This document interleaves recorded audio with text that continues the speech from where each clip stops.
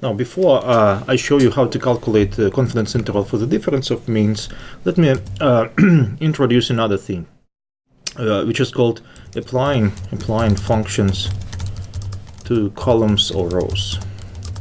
Okay.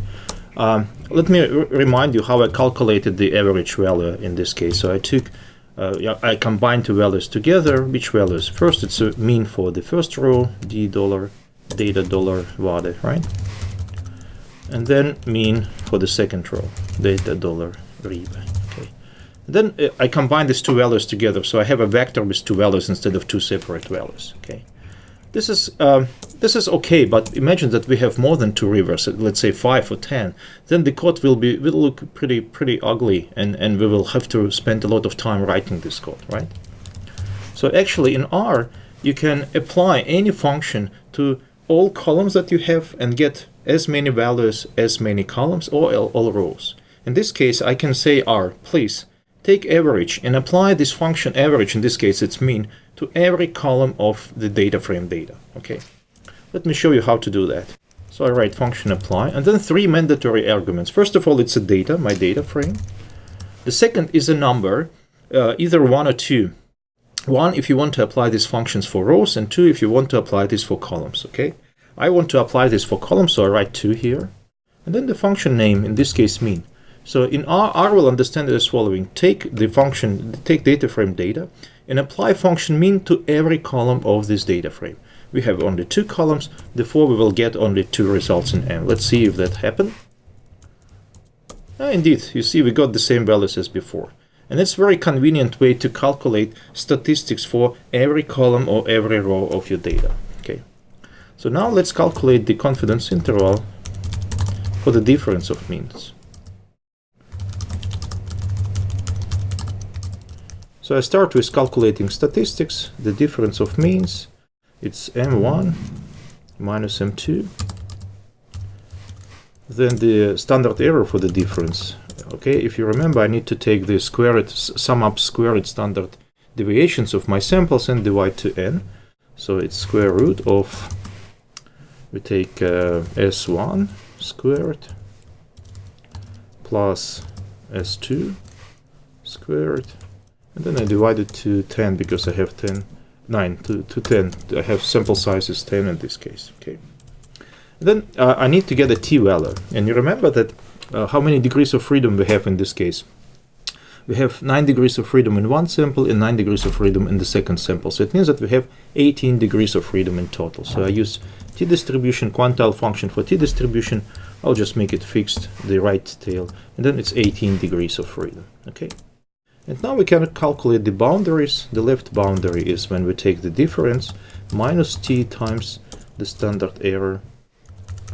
And then the right boundary is when we take a difference plus t times the standard error. Okay. Then I can just show this, combine them together using function c and show them. Okay. So that's the calculation. So you can see we got the same values as the lecture. And the calculation says if you use 95% confidence, then yeah, it has names vade and vade because of the statistics. Of course, it should have different names, not vade and vade. Okay, so the vade is larger. The average chloride content in vade is larger than average chloride content in ribe. How big the difference is, we don't know, but at least 3.8 milligrams per liter, up to 22, almost 22 milligrams per liter. Okay. And even if we change the confidence level to 99%, in this case the right tail will be 99.995. So look, we still have positive values for both. So it means that vade is more contaminated than ribe with 99% confidence. How big the difference is, we don't know, between 0.5 and 25.3 milligrams per liter. Okay. Now we can do it easier if we use again a t-test, but in this case we have 2 samples, so I'll just do it like this: result equal to t-test. And then just provide the samples. The first is data vade. The second is data ribe. And then show the results. Again, t-test returns a lot of different results. We are so far interested only in confidence interval. So that's the confidence interval, okay? And it's for 95% confidence. It's the default confidence level here. Let's change the alpha, the confidence level here as well. Confidence level 0.99. So now we can compare it. So this is the values we got with the t-test, and these are the values we got using manual calculation. You can see that they are the same. So t-test works exactly as we expected. Okay. Then the final thing is how to calculate the confidence interval for the variance or for standard deviation. Confidence interval for variance. In this case, we don't have a built-in function, so we have to do it manually. Okay. And we need the standard deviation, we already know it. n-1, we already know it.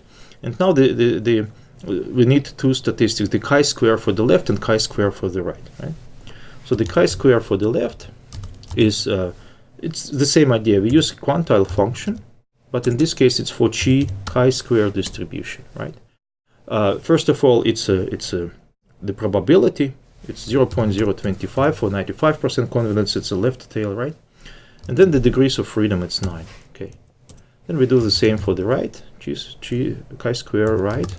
It's a quantile function, ICDF, right? ICDF 0.975 and then 9 degrees of freedom. Okay, let's look at these values. So you can see we got 2.7 and 19.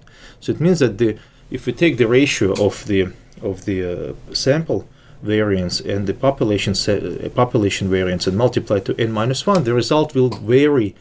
Every time you take a sample, it will vary somewhere between these two values with 95% confidence. Okay.